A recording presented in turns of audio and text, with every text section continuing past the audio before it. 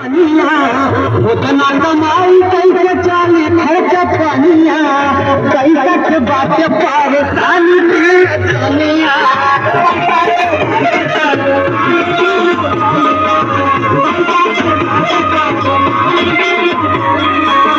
सुना बोला अगर हमारी बात मान वाले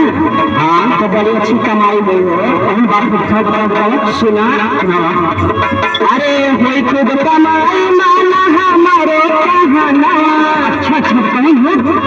अरे हुई खुद कमाई माना हमारे कहना मेला गए करिया वाला सारे सजाना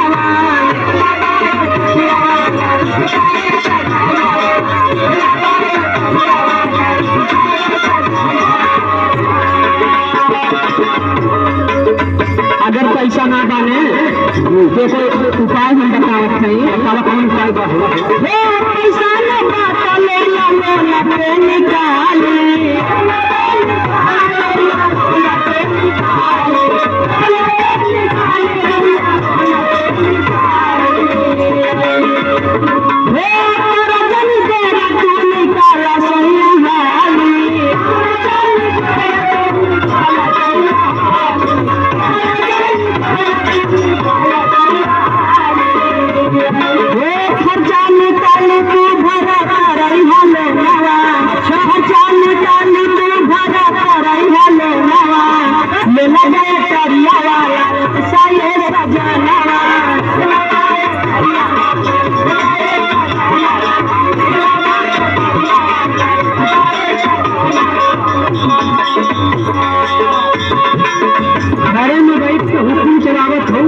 रोडे का हाल तुम्हें पता है।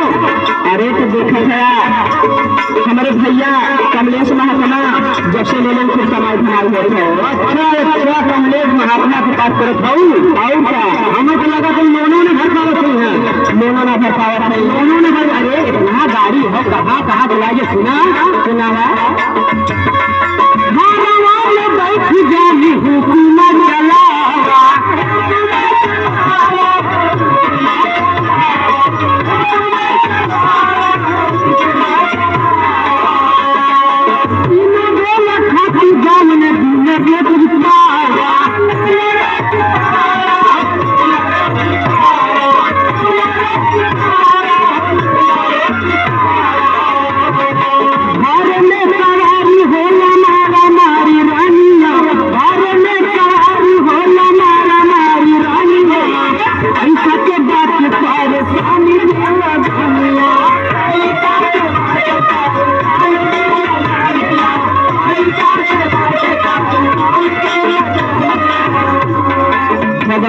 अपने पड़ोसी कम से कम देख देख करल करा हो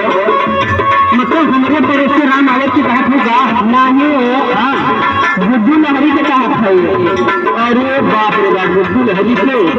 लहरी जब से गाड़ी ले सुना उनका का हाल बात नावा गुड्डू लहरी जब चले हला बार गाड़ी उन्हें भी तुमसे पूछा कहाँ परेशान है